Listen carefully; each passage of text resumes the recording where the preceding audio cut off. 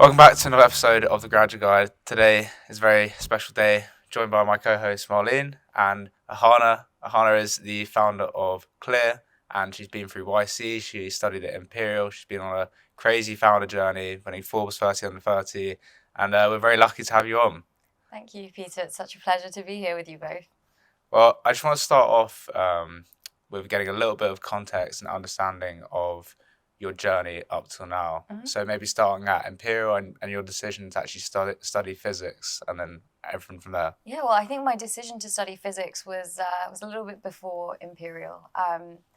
So for me, growing up, I spent most of my childhood in the UK, in Cheshire.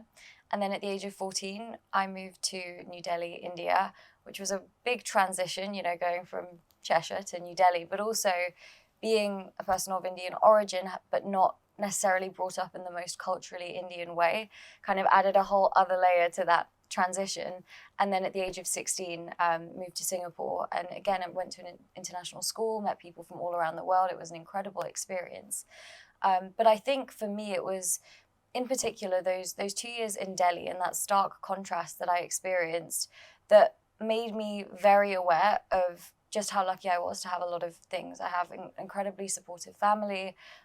When I was in the UK, I went to a state school, and when I moved abroad, I went to international schools. And seeing the level of privilege in these schools, seeing how great the education was, I think I felt a deep sense of responsibility to do something with this education in particular and give back. And I think in those years, I always felt that technology and innovation was the biggest enabler, and that's how you kind of empower people and lift people out of bad circumstances. And so I thought, well, if I want to innovate, the best way to do that is through science. And for me, physics was kind of the answer. And what I loved about physics was just how you could explain the world around you and just really fundamentally understand how the world works. And then, of course, the applications, you can use it to create great things that help people. So from about the age of 14, in that move to Delhi was sort of when I had that, I want to study physics mindset. So for the rest of my sort of high school education, I geared that around physics and, chose subjects accordingly. So then when it came to uni, I got into Imperial to study physics. I was delighted, I was on track to achieve my goal of becoming a physicist. But pretty much from the first term of my first year, it wasn't quite what I expected it to be. And I took it sort of quite badly in a way, because a lot of people, I think when they go to uni, it's sort of like, oh, I was good at this subject and I just kind of picked it to study. I really felt like I'd done a lot of the thinking and deep diving personally about like what's meaningful to me, what do I want to, how do I want to contribute? And so to suddenly have this realization that what I thought I wanted, how I thought I could be useful is not, like, what am I going to do? And it was again that like weight of that responsibility. I've been given so much in life. How am I going to give back if it's not through physics? And so that's really what led me to just trying to figure out, well, if it's not physics, what is it? And I rampantly started applying to internships. And at the time, I knew nothing about anything. So I would just apply to every kind of firm. I didn't know what an investment bank was. I didn't really know what it meant to be a software engineer. But I was just applying to everything. And I think I was fortunate in London to be at a London uni where culturally that's kind of the done thing. People are applying for spring weeks, summer internships, and graduate schemes. So I applied to lots of different firms. And in the first year of uni, I got very lucky and I got a software engineering internship at Morgan Stanley, which taught me what is it to be a software engineer and what is an investment bank. And then from there, I ended up doing more internships in different fields. And of course, happy to jump into it. But after trying lots of different things, I stumbled across entrepreneurship. That was the first job that I did that I truly loved. That was also the first job that I did where I could really directly see the impact of my work. And from that point, it was kind of a no-brainer that I would try and find a way to pursue that career. Yeah, before we get into the entrepreneurship journey, I'm sure there's a lot of people wondering exactly what Clear is and does. Mm-hmm. So if you could give a quick explanation about your company. Yeah, of course. So at Clear, our goal is really to help consumers figure out if their skincare products are working and what to even use in the first place. And we do this with a free app, which is very similar to a period tracker or a diet tracker, we're a skincare tracker. So you log the products you're using, any medications you're on, and you take progress selfies. We then analyze the data, so the ingredients in those products, how often you use them, the combination of products, and the changes in your skin, along with other parameters. So if you have acne, rosacea, what your skin concerns are, what your skin types are, and what your skin tones are, because that also matters. We take in all of these parameters and use it to make unbiased recommendations for consumers. And the way that we make money is on the brand side. And now what I'm going to say scares a lot of people, but we sell the data. And the reason that I lead with that is because consumers should want this to happen, because the whole problem with the skincare industry is that because there has been a huge data gap, no innovation happens, and you need data to innovate. And what this means is, for years, brands have just been pushing products into the market with no idea if they're doing anything and resorting to marketing tactics. And I have suffered with my skin pretty much my whole life. And I, would build spreadsheets, tracking what I'm using, what's worked. I would have Google folders with my photos, also moving countries. There was no communication between different doctors. So on the sort of what is working for me side, that there was already that problem. But on the product discovery side of how do I know what to use, I would turn to Reddit, to Facebook groups. I'd go into a shop, feel overwhelmed, have no idea what to buy. And, if the brands don't know if their products are effective, how is the consumer meant to know if the products are effective? And so our mission is really to help the consumer first and foremost, but the consumer can only be helped if the brands can actually innovate, which is why it's very much aligned with our mission to work with the cosmetic chemists and the R&D teams at the beauty brands to actually supply them with the product efficacy data so that they can improve formulations and in turn help the consumer. So we don't do ads. No brand can pay us to recommend a product. But I see Clear as an integral part of the actual product development process in the beauty industry to actually make products better for people. So yeah, with Clear, I think you've really found something that has a lot of meaning for you and that you think you can contribute towards something. But back at uni, like when you were doing physics or these other internships, like what about entrepreneurship was it that you discovered that you knew like that was really for you compared to like physics and maybe in more traditional paths like in investment banking or software development? There were three things. The first was from doing all of these different internships, I started to learn about my own values and what was important to me. And what I realized, the thing that I valued most from this stage of my career, my early 20s, was learning more than work-life balance, more than salary, more than who I worked with, more than where I worked with or where I worked. It was how much can I learn and how quickly can I learn? And what I love about entrepreneurship is that you are constantly learning. You're learning about things you didn't even expect to learn about. And because I knew that was the most important thing for me, when I did my first job in a startup, I couldn't get over how much I was learning, and I loved that. The second thing comes back to that impact point. There aren't that many jobs, and especially when you compare to a large organization, a large investment bank, a large tech company, of course, you impact millions of lives, no doubt, because of the sheer scale. And there are many ways to have an impact. A startup is certainly not the only way. But I think that satisfaction of directly seeing your impact and seeing that I can use my education, my skills to build something and see how it has helped someone else is incredible. And, the first startup that I worked in was actually in the student graduate recruitment space. And I was a student at the time. I knew how hard it is to get an internship, to get a graduate job. And I was building a platform that basically helped students with that. So we connected students with graduate employers. And I came into the company because I was at a London uni, had access to lots of students. I could code, so I built the platform.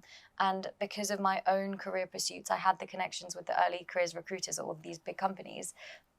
And I still remember that feeling of that first person that I had brought onto the platform that I had built, getting a job at a company that I'd brought on and seeing how happy they were and how relieved they were and realizing that I had a hand to play in their happiness was such a rewarding feeling. So I think the second reason was definitely that rewarding nature and the impact that you see on people's lives. And the third is I've always been a generalist in my skill set. So although I love maths and physics, which is why I studied it, I don't love it so much now, but I did at the time. I also loved a lot of other things. And in high school, I did the IB program, which is much more holistic. You do more subjects. And yes, I did high-level maths and physics. I also did high-level English literature. I was really into philosophy. I enjoyed my languages. And I felt that with a lot of the other careers that I tried, they very much favored specialists or, a very high level in one specific area. But I've always seen myself as kind of good enough at everything. I'm not the best at anything, and I'll be the first to admit that.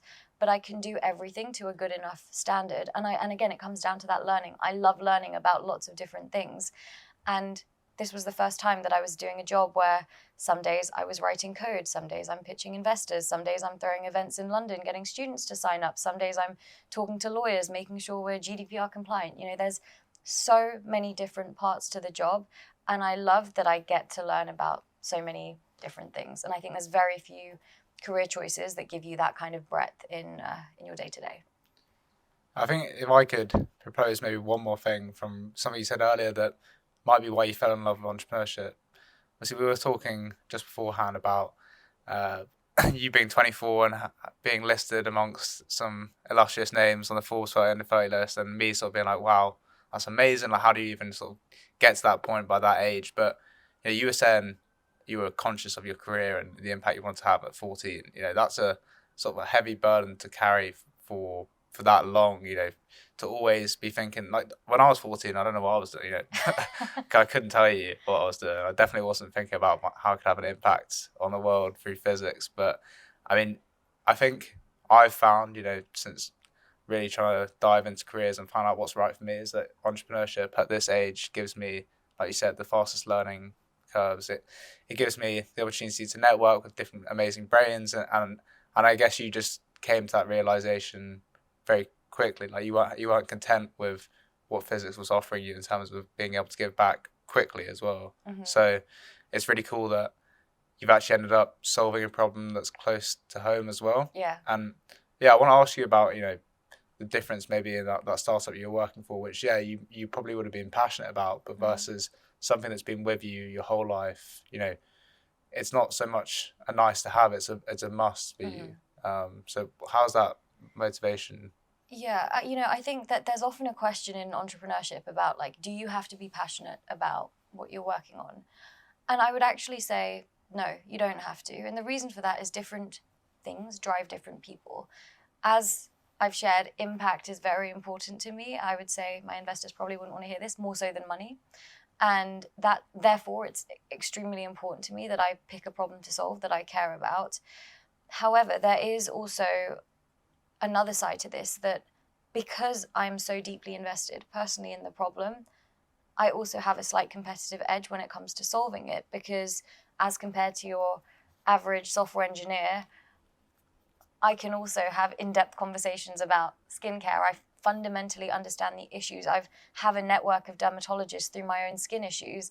All of these are competitive advantages when it comes down to it. So I can do all of the coding that a software engineer can, but I have the domain knowledge through my own struggles. So I think for me, it keeps me incredibly motivated to see the impact my own company has had on my life. I actually had a kind of an episode in December where I had a massive flare up, and maybe I can share pictures with you. I don't know if you can put it on the screen, but it's rather unsightly, so you might want to trigger warning. But I had the worst breakout of my life, and it was awful. I'd just gone to India for a family wedding. I hadn't seen these relatives in years, and they were asking my mum, they were like, what's wrong with her? And it was terrible, and it was so painful. And I went to the dermatologist in India. Fortunately, I was able to see one straight away. But I was, 1,000 miles away from my dermatologist in the UK, and it was a weekend. Like, I didn't know what to do. And at first she said, oh, it's a contact dermatitis. You rubbed your face or you put something on it and it's flared up. I said, no, I have not. I promise you, I have not put anything new on my face. I haven't rubbed it. It's developed naturally over this time. And she's like, what do you mean it's developed over time? Because I was taking pictures as it was developing. And she said, okay, fair enough. That doesn't look like contact dermatitis, but I think you're still using an ingredient in your products that's probably sensitizing, and you've developed an allergy. And I said, I am not using any products that are sensitizing. And she said, I don't know what you're using. I said, don't worry, I can show you. And then being, in India, she didn't recognize the products. They weren't available in India. So she said, well, I don't know. I said, again, don't worry. We've got the ingredients lists on the app. You can check yourself.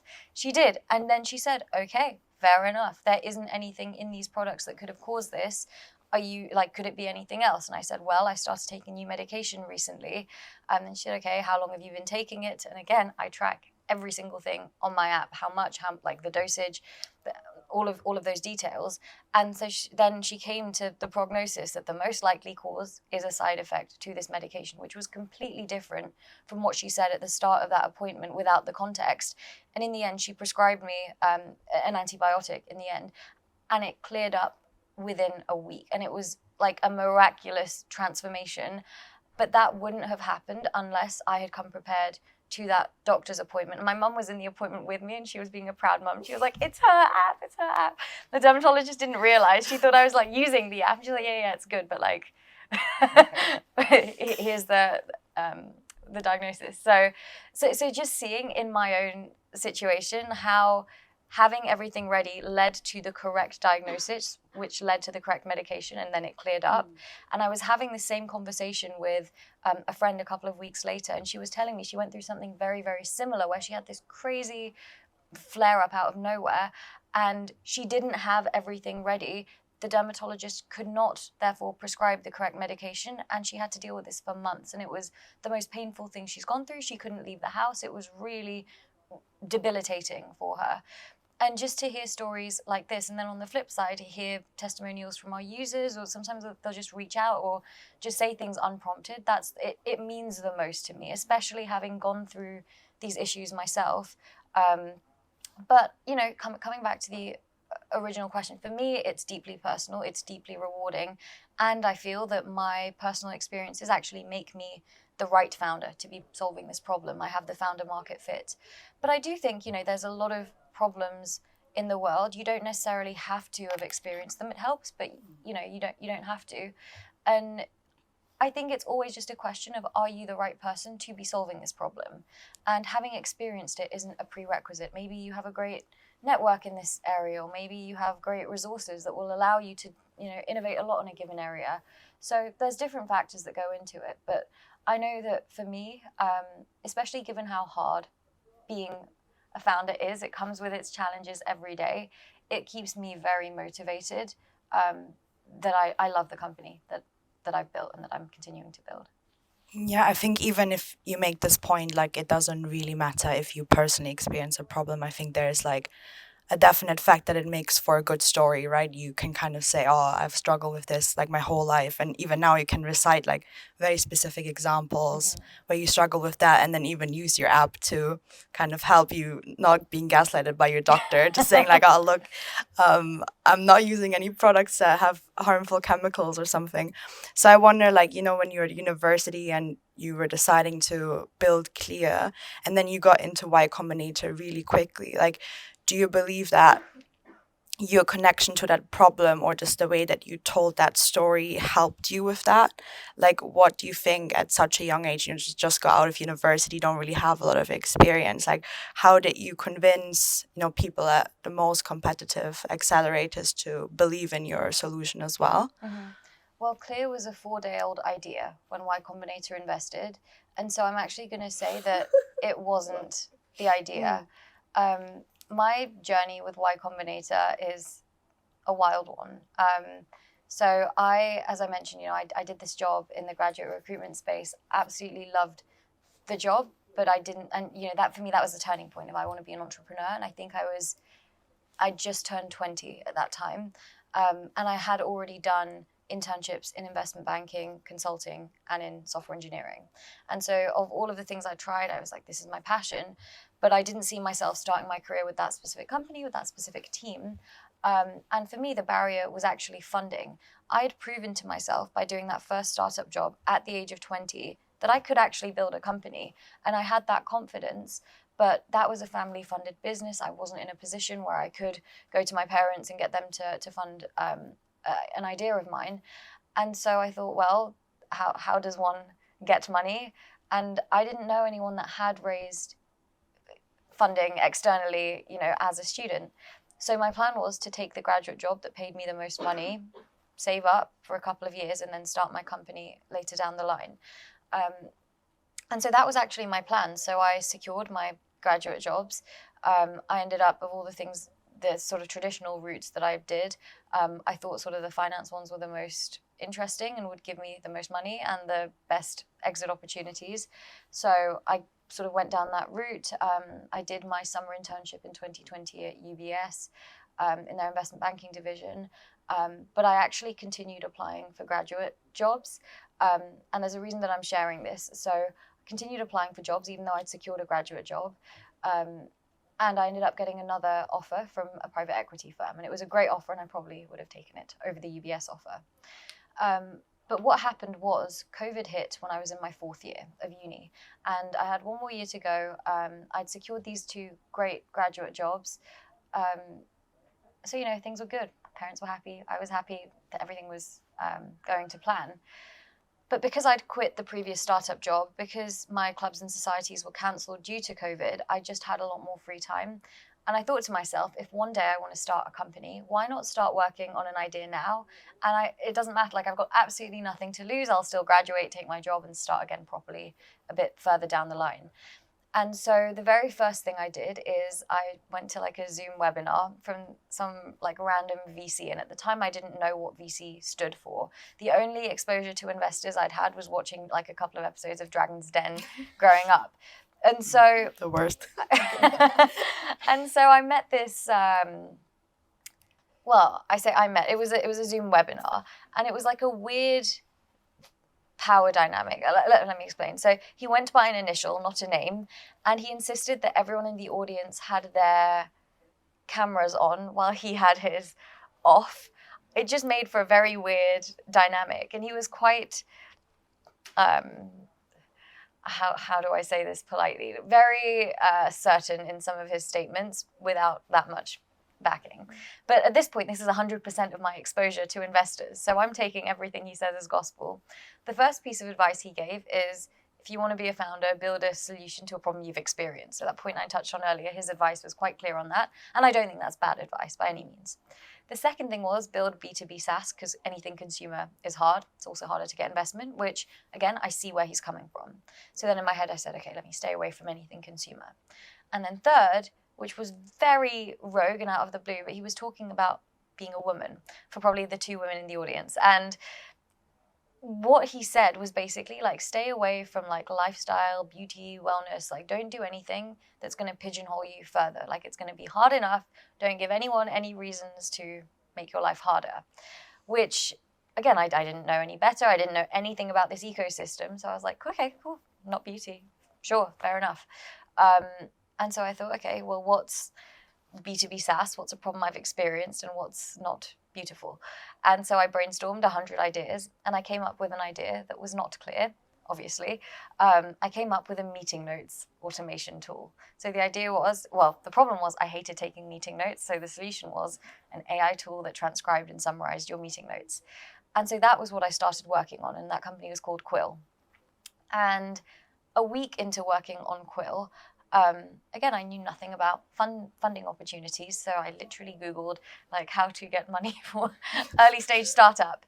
And of course, Y Combinator is one of the first hits. Now, my approach to everything in life always has been and continues to be apply for everything and get rejected from most things.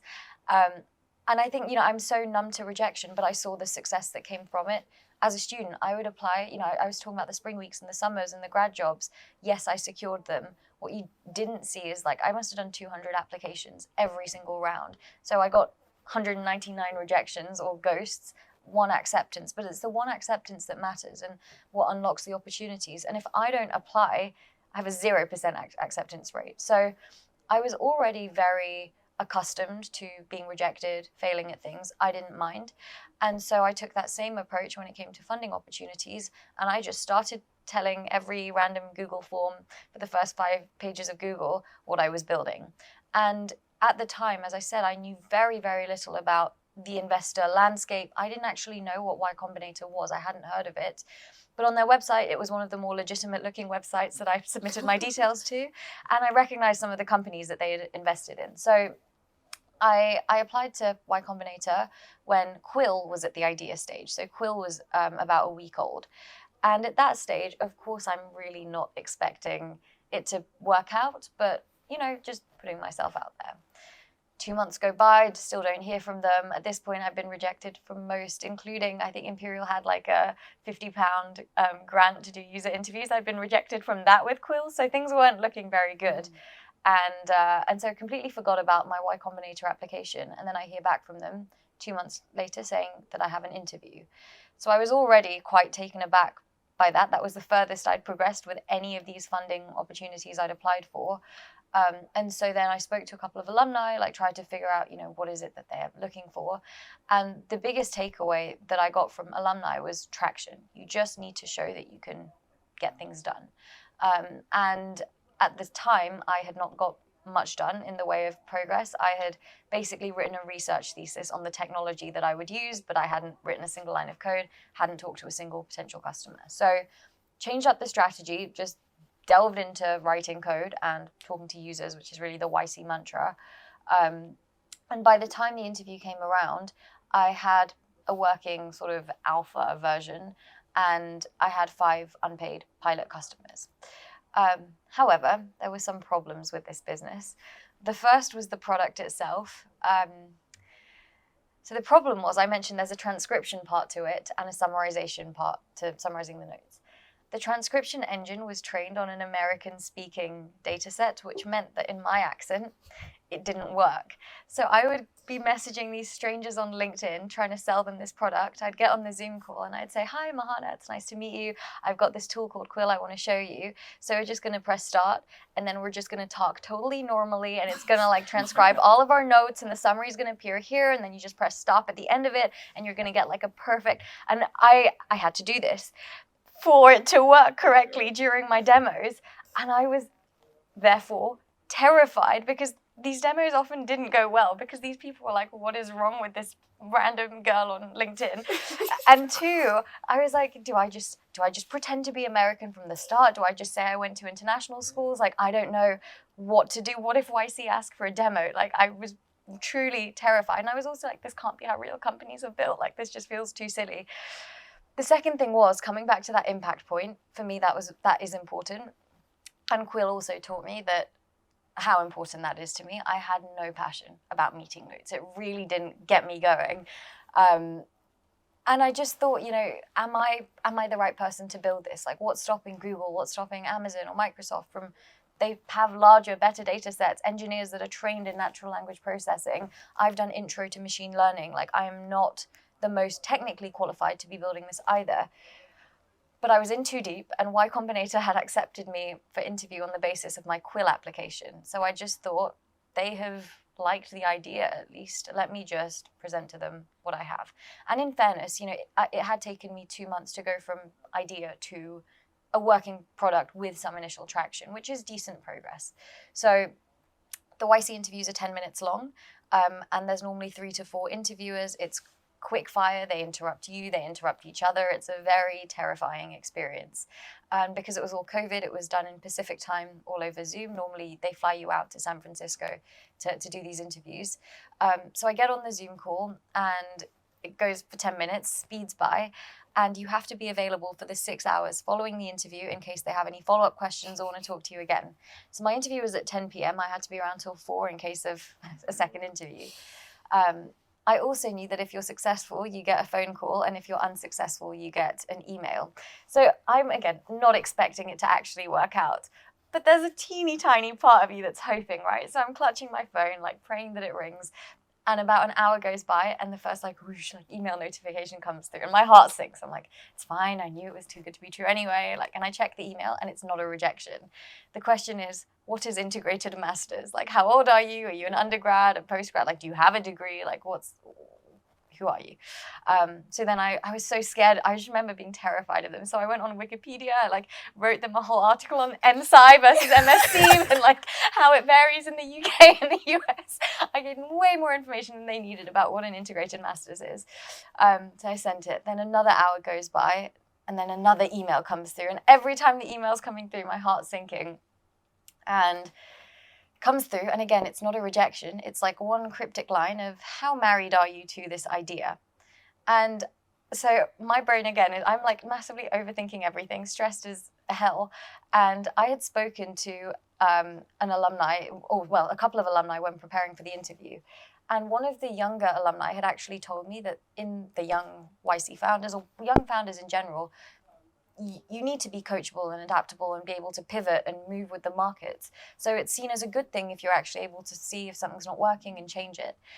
However, I'd also spoken to another alumni who had said that they sometimes will ask really mean trick questions to see how like firm you are and how much conviction you have to try and throw you off. So I'm like, which is it? Like, what do I say? And ultimately, I went with the truthful answer, which was, I think it's a problem that needs solving and doesn't have a great solution to yet. But if I am not the best person to build that solution, then I'm open to pivoting. So sent that back. Another 2 hours go by. By this point, it's around 4 a.m, and I'm like unbelievably stressed. And I get this long email back from them, and the crux of it is they were like, look, we like you. You've made a fair amount of progress in quite a short amount of time on this quill idea, but we don't like your idea. So we want to talk to you again in a week, come up with something better. So then I had a week to build a new company, and it was actually only 4 days between the two interviews with the scheduling, and it was also my last week of term because I was still a student at this point. So I had all of my master's thesis deadlines. My second interview was the 18th of December, 2020, and I time boxed every single hour of that next week. I had like my brainstorming time. I had time like I'll build a landing page. From this time to this time, I will do user interviews. And I didn't know what the idea was. Just to be clear, I didn't have like clear already thought out and scoped out. I'd picked Quill to work on. I was still studying. Like I didn't have a backup company. So I just thought to myself, what have I learned from the two startups I've worked in, the student graduate recruitment one and this meeting notes one? What are the lessons?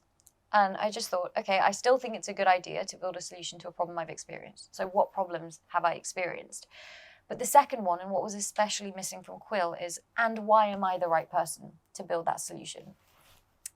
And so I did my brainstorm, and that really was, in that hour, is where I landed on what is now clear. But it was this problem of I don't know which products to use. And I sort of had like the devil in like one side being like, don't do beauty, lifestyle. But I was like, but it's a problem. It's a huge market, and there's comparatively little technical innovation, which is why consumers like me get hurt. I'm just going to go for it. And in those 4 days, I made more progress on what is now clear than I did in the prior 4 months of working on Quill. I built a landing page. I got over 300 signups. I did over 60 in-depth customer discovery interviews with skincare enthusiasts from Reddit groups and Facebook, Reddit threads and Facebook groups.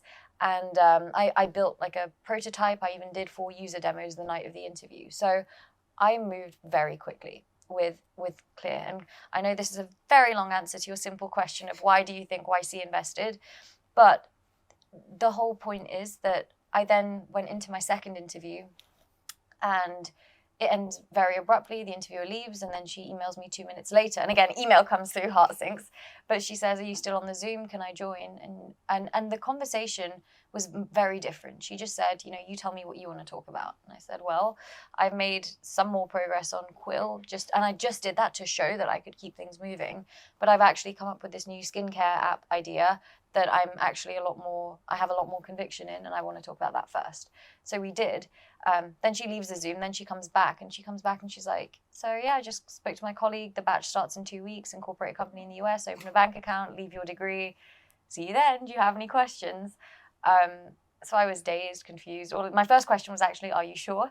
And my second question was, so do I do the meeting notes thing or the skincare thing? And she was like, well, it's your company. Figure it out.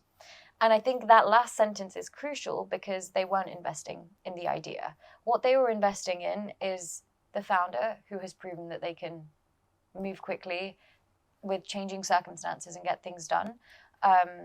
And so all that to say, I think when building a company, that's the most important thing. Ideas are cheap. Anyone can come up with a good idea.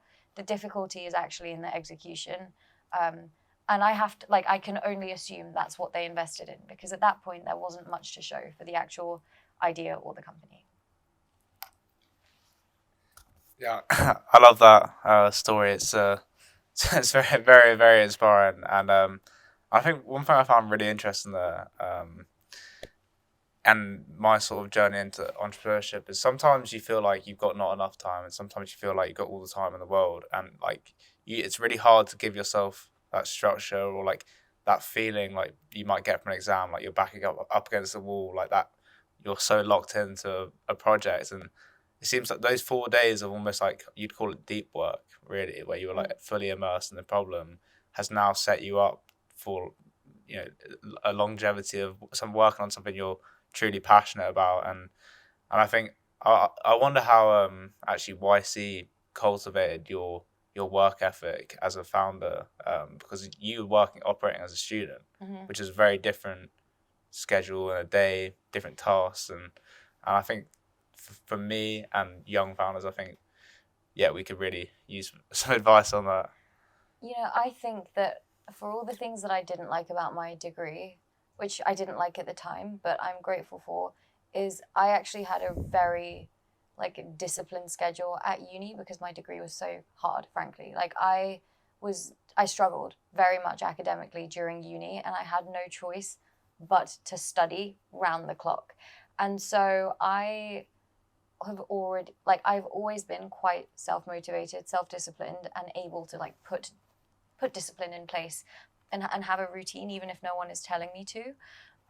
And so I think it was that, like, I had that same intensity when I applied to YC as I did when YC started. And for most companies, those 3 months are the most intense period of your life, or so YC say they should be. But for me, this was actually my first ever full-time job. Like I've now, you know, I ended up dropping out of my master's. And coming back to the point I made earlier, actually, about getting those 2 graduate jobs, the reason I shared that was because, as I said, YC, one of the things was I had to leave my degree, which is also not a trivial decision to make, just to like leave your degree with nothing in your 4th year as well. I had just 6 months left. So what ended up happening was I had done an optional bachelor's thesis in my 3rd year, and not because I'm like a visionary or whatever, it's because I wanted to get out of doing some extra maths exams. So there was like a thesis option or maths exams, and I picked thesis. So I had fulfilled the requirements to graduate with a bachelor's degree, but because I had these 2 competing graduate job offers, I was able to negotiate with both of them and get 2-year deferrals on both of them. So what it meant is that I could actually leave my degree, still get a bachelor's, which is what I needed for my graduate jobs, and have 2 years to try the company. And if the company fails, I still have what was actually my plan A in place. I just take my graduate job, work for a couple of years, start down the line. The other thing is, all of my professional experiences were in quite intense environments. So my banking hours were absolutely ridiculous. But again, what that taught me was how to work very long hours and how to stay professional at all times. You know, I was doing these YC interviews, these communications at like 2 a.m, 4 a.m. And for a lot of people, just that in itself is like enough to shake someone. But I had just done my, you know, investment banking summer internship where I was having to work and be professional in the middle of the night. And I think that, again, that discipline and that approach, you know, for me, working means working hard. There is no other way that I have worked before. And so I think the fact that my first full-time job out of uni was Y Combinator, which is one of the most intense environments, set that as the precedent for me. And so I have tried as much as I can to maintain that cadence and maintain that intensity in my work. And I think, you know, I'm really proud of the work we've done. We're a relatively small team. A lot of people don't realize it's just 2 of us. And for a long time, it was just me writing all of the code, doing all of the fundraising, the business development. But I think one big advantage you have as a young founder is that you don't really have any other responsibilities outside of your work, and you can just outwork someone that has a family or has kids or has, you know, people that are dependent on them. And I'm very lucky not to have that. So I can actually just put everything I have into my work. And it helps that I love what I do. Again, there's many challenges. There've been many, you know, both ups but also downs. But even in the worst times, I've always just asked myself, would I rather have picked the alternative? If I'm like constant, you know, fundraising was probably the worst part of my journey as a founder. But even in the worst times of fundraising, where I've sacrificed my physical health, my mental health, all of this, which I wouldn't recommend. And it's also something I'm working on and trying to gain a better balance, which is a different topic. But I just asked myself, would I have rather I picked for me what was the easier option? Not to say taking a banking job is easy by any means, but for me, this traditionally safer option. Yeah. And my answer is always no. And I love what I do. I love not just that I get to be a founder, but I get to build Clear, which is like the company of my dreams. It's so personal to me that also keeps me disciplined. And as I said, there are so many different tasks. So if I get like sick of coding for hours, there is still a plethora of other work that I can do. And that's what I love. Some days I'm making TikToks. Some days I'm writing code. Some days I'm talking to people. And my final question to you, you've been an amazing guest, and I know you earlier on the episode you mentioned when you were much younger that you always thought you were going to be a physician, and you might have had a certain idea of what a successful career would look like then. Obviously, fast forward, having been through a lot of different industries and your founder journey, how has that definition of success in your career changed, and what is it now? That's a great question, and something I've thought a lot about recently. And I'm going to give you the most cliche answer, that where I'm at now with it is success is in the journey. And the reason I say that is because the goalposts of success keep moving. When I was a student at school, getting into Imperial to study physics was my definition of success. Then when I was at Imperial and was applying to internships, then getting my Morgan Stanley Spring Week was success. Then converting the Spring Week into the summer was the success. And then getting the grad offer after that was the success. And so with every success career milestone, the goalpost has moved. And if I attach my happiness to my career successes, I will, by definition, never be happy, because the goalpost is constantly moving. Again, then at one point success was starting a company, then success was getting into YC, then when I was in YC it was like actually building the company, then once I built the company success was raising money, then success was making the right hires, then success is securing the right partnerships. So when I look at myself today, by my definition of success 5 years ago, I'm incredibly successful, sure. But do I wake up every day and get out of bed and go, gosh, I'm such a success, like I'm so successful? Of course not. There are so many milestones that I am still focused on and need to achieve. And so I think what success means to me now, having had this realization that it's not actually about the milestones, is it actually is about the day-to-day. And for me, it's living true to my values. And I'm very clear on what those are. For me, there are 3. The most important thing in my life is my closest relationships, my family relationships, my relationship with my partner. That's one thing I will never and have never sacrificed. Even in the most pressing of work times, I'm not willing to sacrifice those.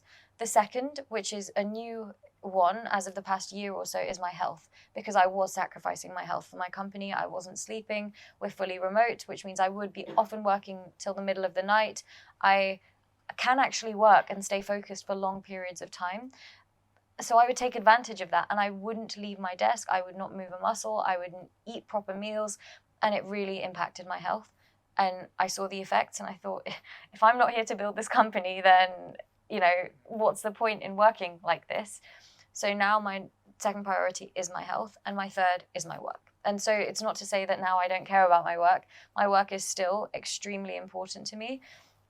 But the reason that I've defined these 3 is because it also helps me realize what is a nice to have and what can I actually go without in life. And I have a lot of interests and hobbies. I used to play in a rock band at uni. I used to play on the League of Legends team at Imperial. So I had a lot of interests, and I enjoyed these things. Obviously, I like hanging out with friends. I like socializing. But I've come to realize I can live without it. And in an ideal world, I would have everything. But the reality is some sacrifices need to be made. And I've realized I can't sacrifice my family, I can't sacrifice my health, and I can't sacrifice my work. I can sacrifice my socializing time. I can sacrifice my music career. I can sacrifice my League of Legends playing. And so for me, it's actually living true to those 3 values. At the end of every day, have I called my mum? Like, have I spoken to my family, made time for them? Have I done something physical? Have I gone on a run? Have I lifted some weights? And I genuinely enjoy that. And have I had a good day at work? Like, have I achieved what I set out to achieve? And for me, if on a day-by-day basis, I feel like I have lived true to what I said I would do, then for me, that's what success looks like now. Love it. Marlene, thanks very much for co-hosting. Thanks very much for coming on. Really appreciate it. Yeah, thank you for having me. It was a pleasure to chat with you both. Great.